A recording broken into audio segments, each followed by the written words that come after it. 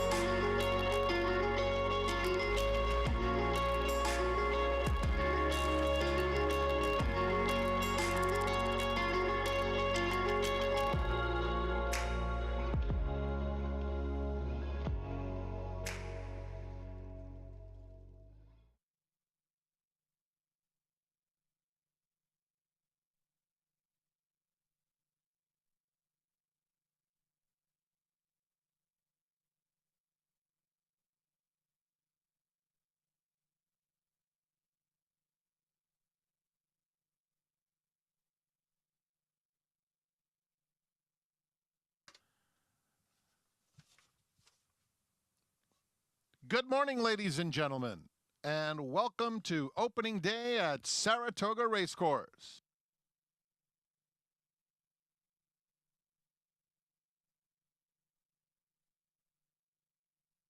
Track is fast and turf course firm. 85 minutes to race one. Here are the early changes. The first race kicks off the early pick 5, and there are no program changes.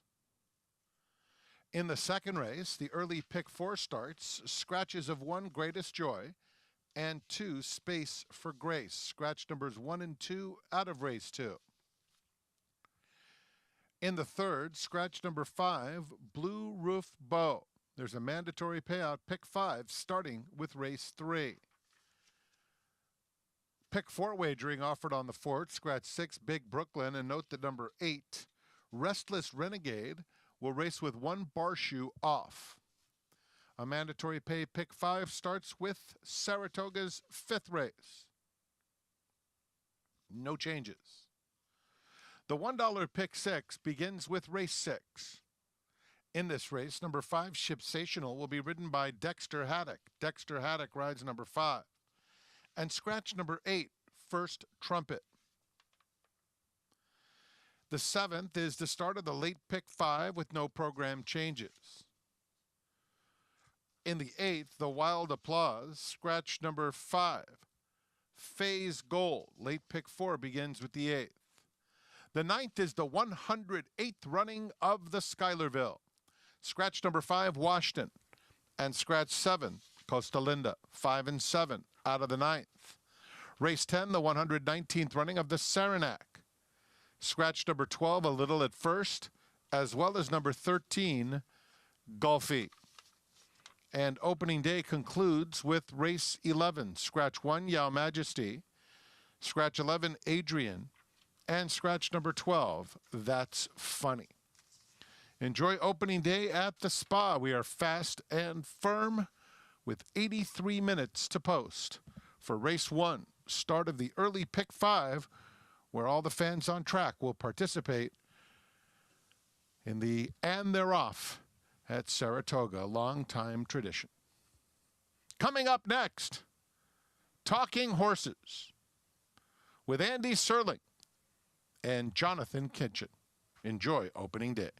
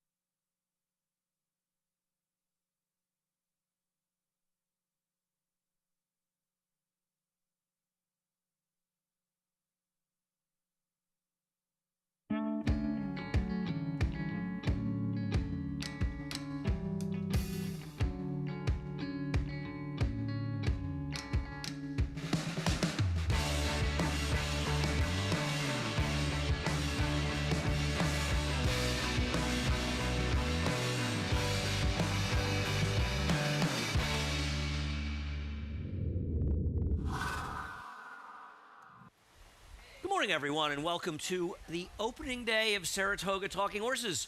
Friday, July 3rd, the earliest opening in Saratoga and the last early opening in Saratoga. John Kinchin, by the way, Andy Serling.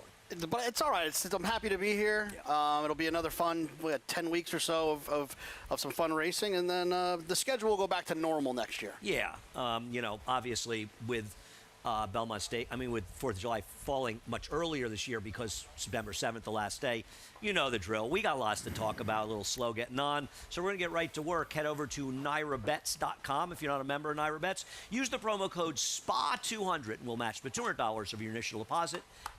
And it's good to play through NYRABets, which is also, by the way, now available in New Jersey. Want to reiterate that to people? You can finally sign up for NYRABets in New Jersey. All right, we've got a 4th of July contest, $300 buy-in, $10,000 seeded prize pool, a BCBC seat that will be, you have to register by the 3rd race tomorrow. And did you win the BC? You were second. Have you second twice? Second twice, yeah. It's pretty impressive. Thank you. How close Back-to-back was it? years. How close was it? Well, not that close. Marshall Graham beat me the first time in 2020, and then Matt Miller beat me in 2021. So. But if you had won that year instead of Matt, you would have had to write a book instead of Matt. which there you go. Wouldn't have worked out great. You should actually be happy. You should thank him for beating you. That'll be tomorrow. I don't know if Flavian's playing, but we'll ask him. We have a Big Apple bonus, of course. It is a new bonus that we are instilling for Belmont Park. You'll want to read more about this. You can earn up to $8,500 per horse. People who are local and away can participate in this. A lot of information at NYRA.com/Big Apple bonus. You'll want to take advantage of that. Of course, that is an artist drawing of the new Belmont Park, which opens September 18th. Have some giveaways I think we want to talk about, Chelsea. We have the soccer jersey giveaway on July 10th. Najee Thompson's already lining up to get as many of these as he possibly can. We also have a signed pennant giveaway. Irad, Flavian, Frankie Dettori, who's not riding. So you text WIN to 467-737 to enter. And if you enter by the end of the day on July 7th, you're involved. Check that out. We also have today's show. And there are going to be a couple of YouTube interruptions on Fridays going forward. I believe that's the only day affected, at least until late in the meet. 1 to 2 on FS2, 2 to 3 on YouTube, also the Fox Sports app. FS2 from 3 to 6, and the final hour on FS1. You and I are on early, I believe, to start the day out. Us and Lafitte. So we will both be very sick of each other, and as though we aren't already, but we will be by the time we leave at 4. Nothing will match the day in the city where we did Talking Horses. We were on air for 3 hours together, and then we rode the train home together. We will not be riding the subway home here. Not There will here. be no A train in Saratoga. Race number 1. I think the conversation in race number 1, has to start with how much pace you think there's going to be in here. Because I think any of Fact, the horse that you picked, and I'll let you talk about him, Pretty Boy Maya, and the 7 Copious, could be forward in this race. The question is, how aggressive are they, and can Copious clear from the outside, or did you hope, in fact, Fact would be the speed? Yeah, I think that the one thing is a reminder every time we get here is that a lot of horses run at a mile and an eighth here that maybe don't necessarily want to. And it's a reminder that just because they've done it well going a mile and a 16th or a mile somewhere else doesn't necessarily mean that they'll appreciate that. And I think some of the riders and trainers are aware of that. And I think sometimes it can allow for one horse to get loose because the other ones will be having that question mark in the back of their head, and they'll be a little bit less aggressive. Despite the fact if you're trying to get a distance maybe too far for you, you're probably better off on the lead. And listen, Fact's last race was good out of town. I know it was Indiana Grand. Is it just you're afraid to bet against the Will Walden factor? I know I am. Well, look, Will's winning at, 29% for the year. Right. Look, these are the types of horses I like no matter who's training them. Forward types with aggressive and intelligent. Sometimes could argue the best rider in the world in Flavian Pratt. Those are the types of horses that I like in these types of spots because, to your point, a lot of times people will be passive in these mile and eighth races in terms of going to the front. Flavian's not the type of guy that will do that. No, he is not. He's not going to rate speed horses. Not say he'll be in front, but he will be forward. Pretty Boy Maya obviously can be speed too, and I'm really interested to see what he does. Obviously, it didn't work out in the Preakness, but this horse that ran 2 very fast races, and I guess Jeremiah must have some confidence that he can get the distance. Or maybe after today, if it doesn't work out, then he wants to cut him back a little bit. Right, well, the 2 races that he ran prior to that Preakness run, I think were good enough to win this race. I totally agree. And I think that the confidence, I understand, you run a horse like this in the race like the Preakness, most would consider that taking a shot. but I don't think Maya's the type that's going to take a shot with a horse he knows doesn't want to get a mile and 3/16. There had to be some hints that he thought he would handle the distance. Yeah, and the fact that he ran, you can't get overly, critical of his performance there. I think Founders, the 6, is the most logical horse if you think there's going to be some hitting up front. And we'll take a look at his last race, where I thought he ran pretty well in there. But you know what? He's not a great winning type. You got a horse for Saffie Joseph who does nothing but win, that's got 5 seconds and thirds. And I question whether or not this horse is really a winning type. And he doesn't have a style that I love for a horse that I don't think is as good as the others. I don't have a problem with a horse that's going to come from off of it here going a mile and 1/8 if I think they're the best horse in the race. I don't love it when there feels like there's 2 or 3 more forward types that are actually better animals, and that's how I feel about Founders. Since one of us has to pick Reagan Swinbank horses, this time it was me. And McAfee, to me, and we'll take a look at him last year when he finished second, the Peter Pan, and ran extremely well behind Hill Road, and Captain Cook was third. He's either a very good pick or a very bad pick, because his race last time was awful. And I don't want to use the mud as an excuse, because it was a muddy Harrow track. Now, listen, maybe he is a horse that couldn't stand up in a wet track. But he was bad last time. I think he's been working better since that race. And obviously, if he can find his very best form, he'll be tough. But to not be concerned with how poorly he ran last time would be a mistake. He's one of those horses that, I think that some of his success was actually unfortunate, right? Having that second, the Peter Pan, now you have to kind of take on spots. I think somehow it got in the way of his development, and it just never fully worked out. And I can understand questioning when he came back and ran as poorly as he did. He was bet that day. There's nothing I love more than a 3-year-old turning 4 who showed talent at 3 and is able to grow up. This is the day for him to show that this is make or break day for 100%. him. He's got to run reasonably well. He runs bad like he did last time. I don't know where you go with him unless, frankly, you're willing to drop him for a tag. And they didn't pay a lot for him, but they may have to make that change. We'll see. Race number 2, the first 2-year-old race of this season here in Saratoga. We had some Belmont Stakes week.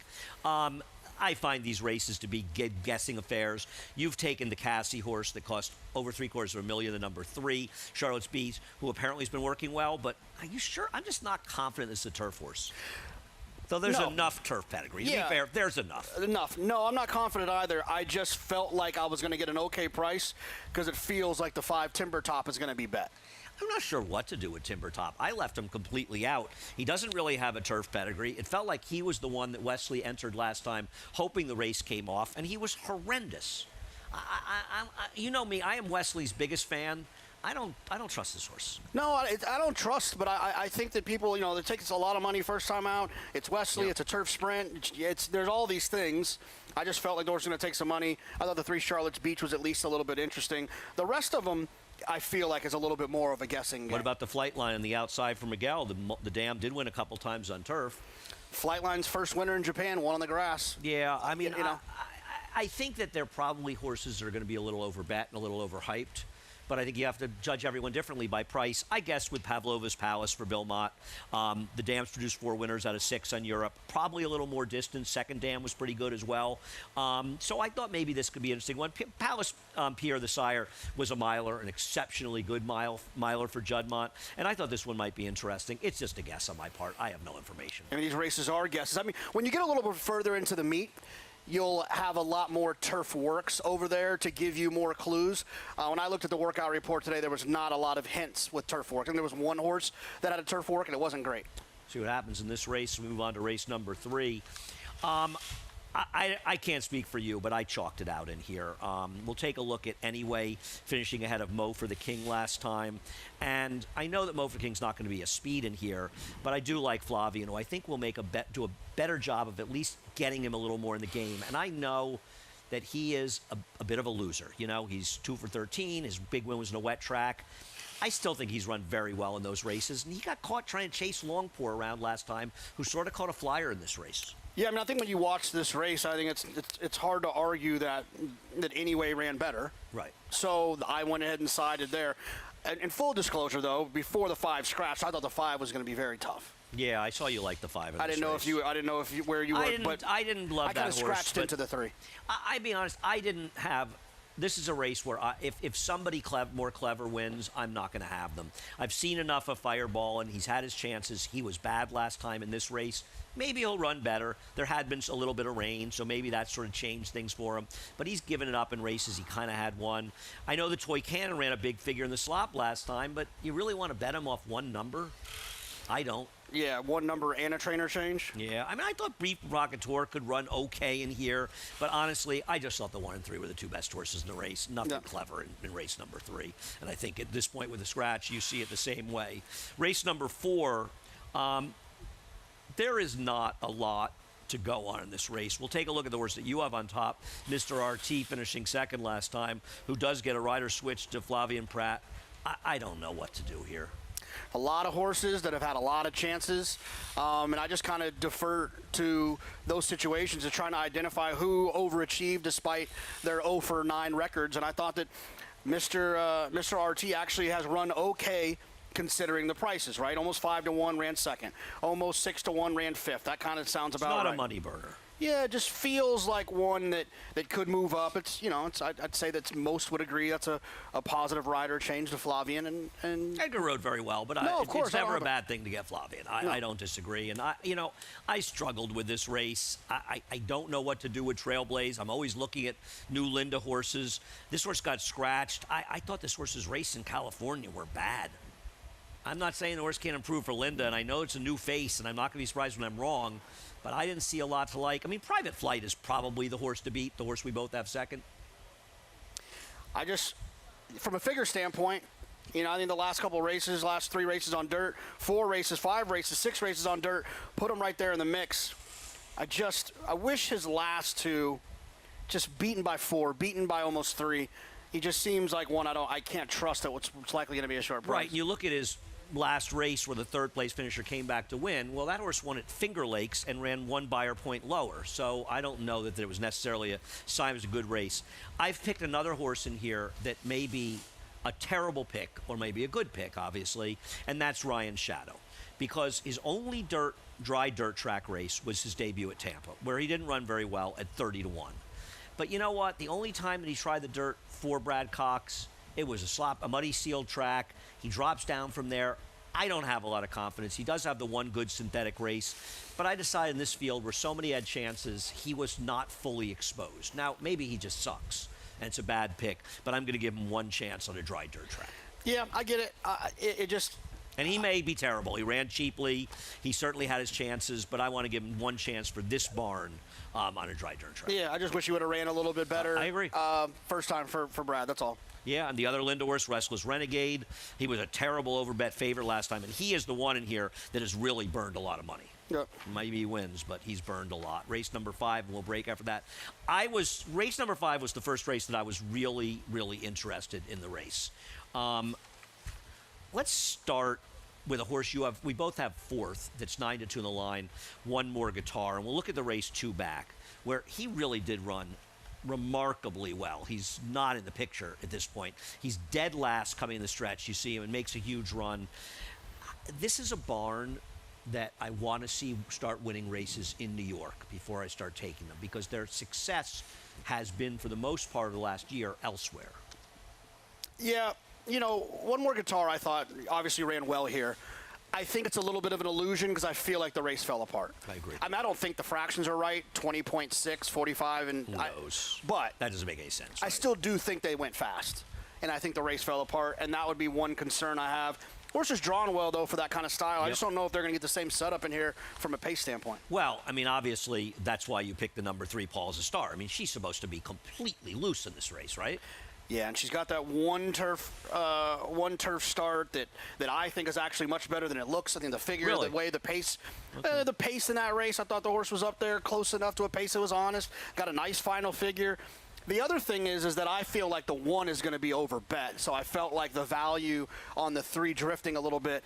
I'm not saying the 1 can't win. Let's not forget. There is a pedigree, but this is not a Chad Brown type move. No. To be debuting on dirt and sort of going to turf because the dirt didn't work out. Yeah.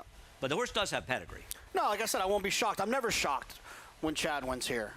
It's the game that you have to play all summer, is when to trust and single, when to try to beat. Well, right, I agree. I think this is the race you're supposed to try to beat him. Yeah. because he's first time in the grass with Flavian. He's going to be a shortish price, and there's horses in here. And I agree about Paul as a star. I thought that she should have run a little better because she has well rating. Her race 2 back was very, very good. She far and away ran the best race that day, making the move into a pace that collapsed and really ran well. And I'm a fan of hers. I'm not sold, but maybe on the front end, I'm interested in 2 horses in this race. And we'll start with Oscar's Encore, who I put on top for Joe Sharp. This is the kind of horse I like. Gets a 62 buyer first time in the turf. People are going to think that she's too slow. Those buyers are first time out. They just don't mean anything to me and can easily become 80s. And if you look at that race, it seems to be a very live race. So I'm going to take this horse back to sprinting on the turf for Joe. Yeah, I mean, and you know, if you look in there, he entered her twice in turf stakes, and she was a scratch. They entered her in Salima at Laurel, the matron at Belmont. She scratched out of both of those, so obviously highly regarded in that arena. I am also much more scared, and we obviously disagree a little bit in this race, though I don't have an argument with the 3-horse, with Kilby Girl. And we'll take a look at her last time. I understand. You look at her pedigree, it's not really turfy. Gunrunner's at 10% of the turf. Wesley Ward, synthetic to turf in sprints. 16 for 49, 328 ROI. Off a win, 2 for 6, 833 ROI. It just seems like Wesley wins with these kind of horses. And I know on paper this horse does not look that appealing. I'm never going to let Wesley beat me with this kind of move, especially at a fair price. I also think Wesley, and I think you could say the same about Chad, is one of those trainers that you can put your finger over the pedigree because it doesn't necessarily matter. Those guys both seem to get horses to do things that their pedigree doesn't suggest that they want to do. I thought this might be a Wesley. It's a bigger price. We will take a break. We'll be back with the pick 6 in just a moment.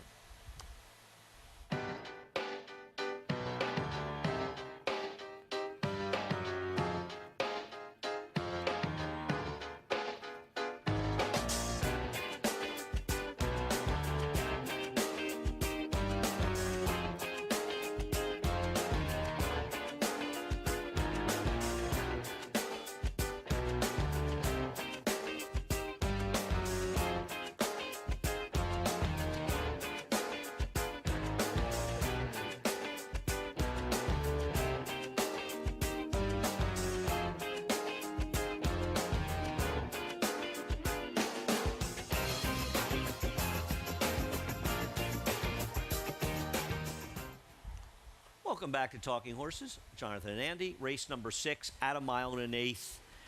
I thought this was a bit of a tricky race. We'll take a look at the horse that's the morning line favorite, who you and I are both somewhat against, Metatron's Muse. I thought this horse just got an absolutely delicious trip against what I thought was a little bit softer bunch. Yep, that was. I literally agree with you completely. You know, won last time for 10, and look, I think 10 downstate, and then 12-5 up here is a big difference. You know, I mean, people playing around trying to win races here, and I think that you're going to find tougher competition. It might not look like much of a jump, but to me, it's pretty drastic. I agree with that. I mean, to be fair, the second place finisher ran 5 buyer points were higher. The third horse 10 more. I just felt like this was a tougher bunch. You're going to try to get a horse into the winner's circle that has not won a race. Right now, it is 4 3/4 years. I have It's pretty decided. amazing. No, I've decided. I know we were on together last time this horse ran. I'm going to pick Shipsational until he wins. I'm going the other way. You know, some people are divorcing them. I'm going to keep picking him. This is the bottom for him. I actually thought he had a chance to run okay last time because he's run okay didn't races. Run last time. That was weird. I'm just hoping maybe that this class relief will help him. His race 2 back makes him kind of the horse to beat in here if he can run back to that race. I don't disagree it, and he's not going to be that short a price. A horse neither one of us is thrilled with that David has as the third choice in the line is Prove Worthy, who just seems like he comes from the clouds. And you know me, I'll pick Bill Morey anytime. Like you, I am scared of the one Polar Bear Plunge. You have to look at these Flying P horses, especially dropping to the bottom. And this horse has dirt races that are okay. No, I mean you got to sift through the turf, but once you get down into the dirt races, he's right there. Mile and a 16th, finishing his races. You know, his late pace numbers on Time Form US weren't bad. You know, he felt like one that could pick up some pieces. And I think just a Flying P tip. I think where you see Ricardo in races where there's numbers, couples of horses, I would side with Ricky being on the most live. Okay. I think that horse is very dangerous. I was going between him and the 6. Thought the 6 might be a slightly better price. I thought Petrolo ran fine last time out, coming off a very, very long layoff, just about 14 months. And I'm not knocking Leila Rivera. She's ridden very well, but she's not Manny Franco. And I think getting a stronger rider like Manny on a horse that can be forward.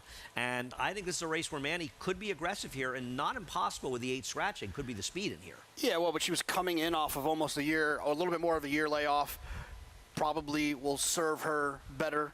And or him better, excuse me, to run in this second race off a break. And this is the best rider that he has had in quite a while. And I think Manny could very well have the best Saratoga he's ever had. He comes in with great momentum and is really just riding consistently well at all distances and both surfaces. So I like Petrolo a bit today. Race number 7 is a fun allowance race. We'll start with Hit the Post. This is gonna be our first disagreement. I'm sorry we're not still on the air for this in a way, though I don't need to stay on for 4 hours, and I don't think you do either. Hit the Post, last race. I just feel like he's a little dressed up by, I don't think it was a super strong bias, but I think the track helped him a little bit last time. Yeah, that's fair. When you have a horse who loses, gets third, beaten 4, runs a faster figure, and then wins their next race by 7, the first thing you can ask yourself is, did the track help? I just think that horse ran so well in that spot. I think that the stretch out actually helps. I think speed types go stretching from 6 to 7 is a good thing. It's not something that makes me uncomfortable. And the rest of them were just hard to trust. Yeah, and this is another opportunity where I want to try to beat Chad. There's a lot of times I'm not, but this is one I felt like there'd be an opportunity to try to do that. Yeah, I'm going to get to him after another replay, but I definitely talk about him. I don't know what Belgian's going to do. Obviously, that horse ran a giant race. I know it was a sloppy sealed track off the turf, but that horse really, really ran. I think the track probably helped a little bit being inside, but listen, that horse's one figure is huge. It was a debut fig in August, a 2-year-old, and ran a 90. So he might be really good. Linda has, I think, 2 very live horses in here. I put him 1-2. I think Fort Nelson will appreciate the cutback in distance. He's been running consistently fast for Linda. I'm betting Magnanimous Max right back. I don't love the bet horses back that I bet the last time, but this horse is in raging form, and this was a time on June 4th where I think the inside being in forward was very helpful, and he circled the field and still got the job done running 88 Beyer, which I think could have been a better race than the number suggests. Yeah, and that's why I think we're both trying to do the same thing, where you try to feel like the figure could be a little bit faster, could be a little bit slower. That's how I felt about Hit the Post, right? He got a 98 Beyer last time, a 70 before that. It's a pretty big jump. Yeah. Timeform US had 106 and 106, had the same figure for the horse. One did. of them's right, one of them's wrong. Yeah, I have trouble believing he ran the same race 2 races back, but I respect Craig's figures and his opinions. Listen, White Smoke Rising's not impossible in this race on the outside. He ran well in both of his starts, and he showed he could stalk last time and draws a good post stalking. He's not impossible. Silver Talent. I thought it was really interesting that Chad cut this horse back. And Paula Silverlining was a very, very good sprinter, and I wonder if he's thinking after this race, maybe a little less distance this race came up. Well, Chad's numbers are okay, but off a win in a dirt sprint or maiden win in a dirt sprint, he's a 7 for 57, 12%, $1.48 ROI. And I know that he was really expected to run well last time, and he ran fine. I wonder just how good he really is. He's young, lightly raced. Just wanted a little bit faster of a figure. Me too. If there's that looked good, felt good. He has every right to improve, and he could be really certainly good. But are you really dying to take him at 3-to-1-ish in this race where he's running against a lot of horses that are running faster than him? Yeah, and I'm not sure he won't dip down a little bit off of that. Yeah, I want to see. I just don't believe he has the accoutrements of a horse to take at a short price. We'll see what happens in a highly competitive race number 7. Race number 8 is the Wild Applause, who won her turf debut against older fillies and mares in the Diana as a 3-year-old after running second in the test. She was one of my favorite horses. She was a glowing tribute, and she's one of the great broodmares of all time and racehorse as well. Let's start with a horse that you and I don't really like, and that's Pillar of Beauty. And maybe I misread it and David's right. Is this horse really going to be a big price stretching out off a win like this last time? Because that was a fast race. Very fast. David's right, so I'm not, trying to knock it. I just didn't think she'd be this kind of big Very price. fast, not a great trip. I have a thing with stretch outs drawn outside I don't like for a number of reasons. One, they're likely going to lose ground, so that task makes it a little bit harder to handle the stretch out. And then also they're in the clear. So when you're trying to get a horse to relax while you're stretching them out, they're likely not going to get any cover. They're going to be running out in the open, losing ground. Those things don't typically work for me when it comes to a stretch out. To a Flame, who I have second, you have on top for Rusty Arnold. Just versatile, right? I mean, the horses run well at a lot of different racetracks. Ran well at Kentucky Downs. Ran well to break the maiden on the dirt. Ran well at Gulfstream, at Keeneland.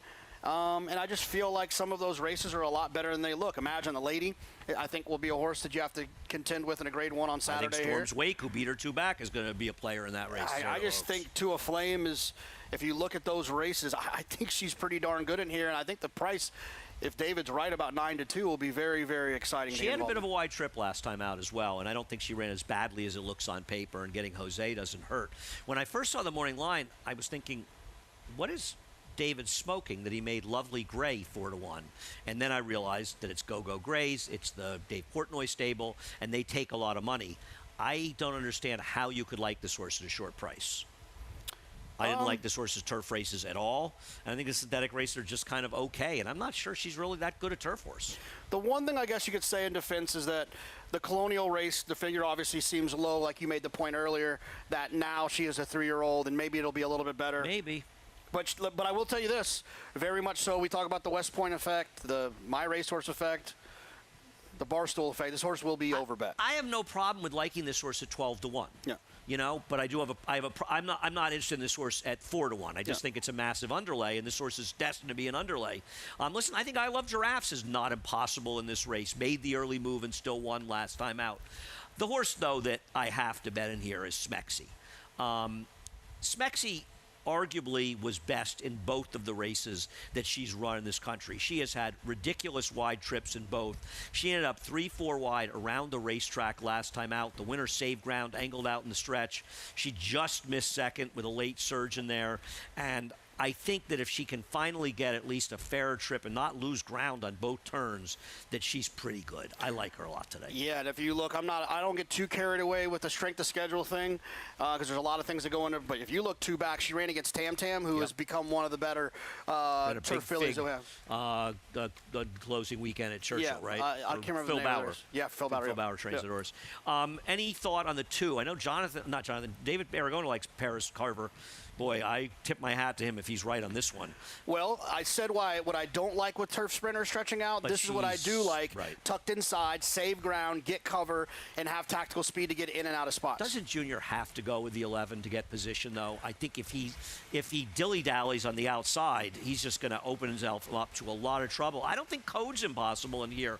It's Todd Pletcher. I think this may be the last day of the suspension he's serving, and I thought this horse actually ran pretty well. I mean, Faze Gold beat her. Faze, I know, scratched here. She has run some good races. She obviously wasn't going to run back 6 days after the debacle at Churchill. She ran last Saturday. Yeah, it'd be interesting to see what she does. I mean, her pace figures weren't very fast where she made the lead last time. I guess it's really going to be about rider intent with Flavien, and if the 11, 10, and the 11 decide to go, I guess it could get a little interesting. I just want to point out the 4 I had second. Oh, yeah, I'm sorry. No. Just this horse ran really well. And the Chelsea agree. Flowers, the figure is a little bit light. This is her first start as a 3-year-old. If she just jumps up and improves a little bit off of maturity, at a big price. No, I think that's a very fair point. She could prove 10 points. It's not like anybody here is running astronomically high numbers as we move on to race number 9. My opinion in these 2-year-old stakes is not strong. I know that you look at Thoroughgraphs, that the horse that you have on top, as well as the 8, and we'll take a look at Luminous Beauty's last race. I believe that they're far and away the fastest races. Time from US is it fast, Bayer has this horse fast. And the problem I have with Luminous Beauty is she was 4-1 last time, and she should have been 8-5. And we said this on the air before the race, that they were betting the wrong horse out of the race that she was coming out of. And how confident are we she's going to get the same kind of trip today? And I like the outside post, but there's a lot of speed inside of her potentially, right? Yeah, I mean, and I just feel like last time was the time. Yep. For her, she's going to get a little bit overbet. There's other horses in here that are likely going to give her some pressure.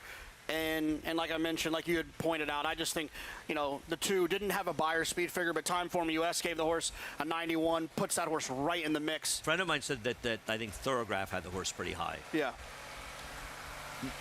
My problem is, I think if you take a look at the horses that were behind her that came back, you could probably argue that figure was in the 70s. I just feel like, and I may have this wrong, the impressive Florida maiden breakers that come up here for these early races underperform. And I don't know anything about Abraham Gardea coming in here, and I don't mean this to be critical, but he is 5 for 71 coming this year, and he's crossing over into Saratoga, and that scares me a little bit. It just feels like that is a tough connection to get to win a big race here. I'm not trying to be too but hard. I think you'll get paid for it. Yeah. Right? I mean, if it was Larry Ravelli, you're not getting paid for it. No, that's fair. That's fair. Not that he's and I'm not going to be South Florida shocked. Listen, I'm not going to be shocked when the Phil Antonacci horse wins. Pot's right. He wins a lot of races. I thought the horse's dirt race was actually pretty good at Keeneland. And this horse is clearly not a turf horse. So I think that was impossible. I like Voyager, the horse you have second. We'll take a look at the race for Mark Cassidy. We'll see the start, and then we'll see the final quarter. I think the start includes the head-on. This is the number 6 horse.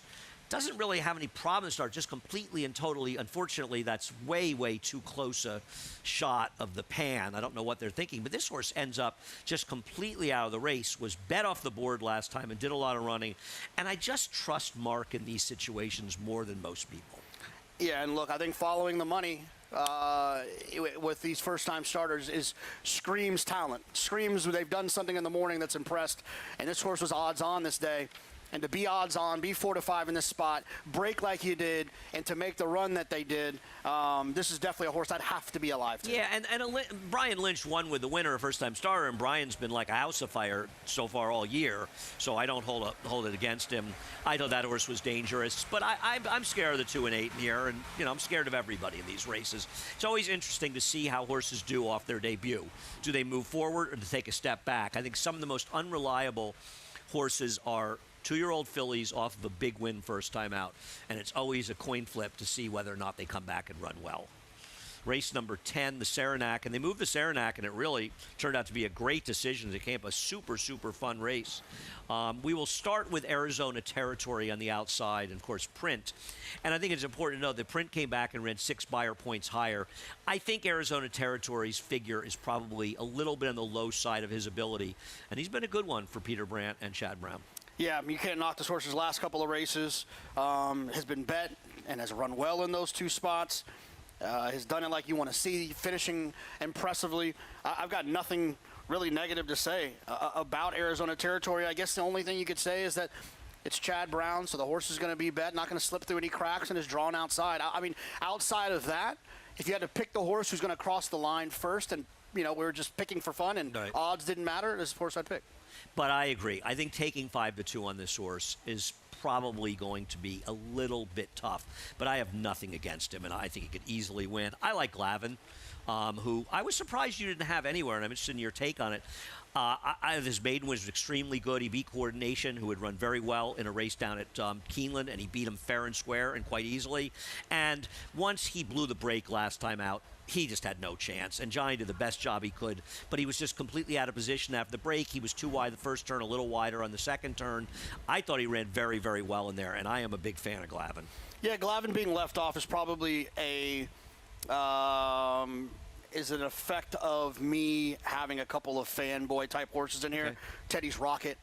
I don't think Hayes Rocket's impossible. We'll get to him. And I don't think Here's Johnny, you have second, is the most ridiculous 20 to 1 shot. No, I hear you. He showed way too much talent as a 2-year-old to be a horse who still hasn't won a race. And I thought Ray made a bad decision running a mile and 3/8 last time. That was a funny race where they went really slow in the front end and he had no chance. Listen, he finished ahead of Coordinator, the horse we were talking about, who probably would have been closer and lost to West End Kid. I agree. I don't think he's the worst 20 to 1 shot to try to get in somewhere. And See You in Canada will take a look at your top choice. He is very dangerous today. I think he's going to work out a great trip. He's going to be in front, isn't he? I feel like this, and if he's not, if someone wants to be aggressive, he's going to sit right in the pocket behind him. I can't see how he doesn't get a great trip. The way Jose's decision making has been going as well.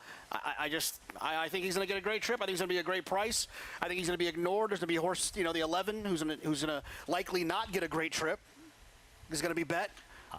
He just made a lot of sense for me. How worried are you with the Joe Sharp Lasix off numbers, which aren't that good? He's around 10% and $1 ROI. They're not horrendous, but that worries me a little bit. I would say that I bet almost everybody has probably not great Lasix off stats. Yeah, that's fair. I think he's underachieved a little bit for a guy that wins. That worried me a little bit, but obviously I saw the race very similar that you did. And Teddy's Rocket, I know he's had a lot of issues that have kept him off the track, but this is a horse. I thought his summer was an exceptionally good effort running fourth. Why can't he improve? He had no shot in the Woodhaven. He completely blew the brake. Yep. Why couldn't he run an 88 to a 90 buyer figure in this race? Yeah, the turf course was listed as yielding that day as well. So that's another potential excuse. Oh, the Woodhaven, where they listed as firm, but it was yielding. I think he showed, of all these horses, who showed the most talent. I thought Is it 2-year-old? Teddy's Rocket. So if he can just kind of right the ship and improve that, I think he could be tough. No, I agree. I think he's very, very interesting in here. I don't even think Zeppelin is impossible, the number 10 in this race, to get a piece of here. This is a really, really, really strong race. We rounded out in the last race today. Let's talk about a horse that I have third. You don't have anywhere. Broke All the Rules. I don't love these sprinters stretching out, but isn't Flavian just going to try to send this horse and clear and wire the field? I don't love the distance, though. 5.5 to 1.16 miles. Not for me. Could certainly win. It's the same idea. I typically downgrade turf sprinters stretching out that are drawn outside. And that's how I felt about Broke All the Rules. I wouldn't be shocked. I wouldn't try to beat in multi-race. I'm not trying to be a hero and let this horse beat me in a pick 5. I think it's a wide open race. He's just not one that makes the top cut for me because of where he's drawn. You have the 5 on top, who I have second. Dividend Recap. I was a little disappointed in her last race, but she was a little bit wide in there. Yeah, broke Kinda a little. Got shuffled back a little. Yeah, broke slow, lost a lot of ground. Just feels like one of those horses that, from the inside, from the 5, which I would consider in this field to still be to the inside, they can work out a better trip than last time. I think you'll get a much better result. Yeah, no, I don't disagree. She's the horse to beat in this race. I like Salt Princess. I thought her race 2 back was actually okay against better horses. She got caught wide around the racetrack at a relatively slow pace. And then last time out, she just completely and totally blew the brake and really lost all chance in there.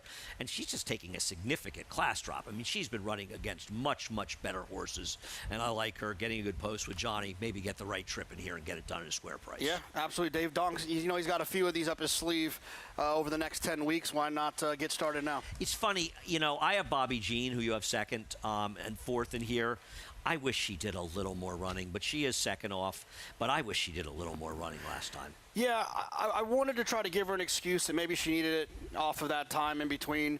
The pace wasn't all that quick. I do wish she ran a little bit better, but I think some of her back races, if she can find those, puts her right in the mix. She's close to the horse to beat on some of her back races. Yeah. I just wish she had run better, but it was off a 4-month-plus layoff, and maybe she just needed the race. Jonathan, thank you so much. Thank you for watching, of course. Opening day here in Saratoga is really the greatest day of the year. I mean, to be a fan, I know it's a little bit on the warm side, but we've been here on warm days before, and being in Saratoga, it's never bad. In the shade, I was walking in it, it's not that bad. In the shade. Saratoga is the one place we have a rainy Thursday and you walk around and people are having fun. Saratoga is the place where everybody comes to have a good time, and certainly hope people get a chance to join us during the meet. We appreciate you watching. If you are not here, head over to NYRA Bets. Use the promo code SPA200. We'll match the $200 of your initial deposit. Play through NYRA Bets. Bet any track, anywhere, anytime. And that includes New Jersey. You can sign up in New Jersey as well for NYRA Bets now. I wanted to remind people of that. We have July 4th contest. You'll have to the third race tomorrow, July 4th, to sign up. $300 buy-in. We're seeding it with $10,000, a BCBC seat. A lot of fun, those contests. You only can play them, I believe, through NYRA Bets. So get more information at nyrabets.com/contests. We have let people know that once we get back to Belmont Park, and that's September 18th, but can't stress it enough, the Big Apple bonus is going to be a great opportunity to be able to bring horses to New York and start out with a big advantage. Get information on that at NYRA.com/Big Apple bonus. Got some giveaways to talk about. One is the soccer jersey next July 10th. And this is one you've got to opt in. It's not a giveaway. It's a contest for a signed pennant, which involves Flavien Prat, Irad Ortiz, some others as well. You have to text WIN to 467-737 by midnight on July 7th. We have no cross country as Monmouth canceled. We do have a show 1 to 2 on FS2, 2 to 3 on YouTube and the Fox Sports app, where you can always watch all of the action all day long. 3 to 6 on FS2, and then FS1, the last hour of racing. Opening day in Saratoga, and the man, the voice of Saratoga, Frank Miramati, will be up next with a reprise of the scratches and changes. Have a great opening day. Bet any track, anywhere, anytime. Download the NyraBets app to play today and get a $200 deposit bonus. Watch and bet on live horse racing from over 300 tracks worldwide. Get expert picks, play live money betting contests, and boost your bankroll with daily promotions. NyraBets is the official betting partner of Saratoga Racecourse. Sign up now. New members use promo code SPA200 to claim your $200 deposit match bonus. You bet with NyraBets.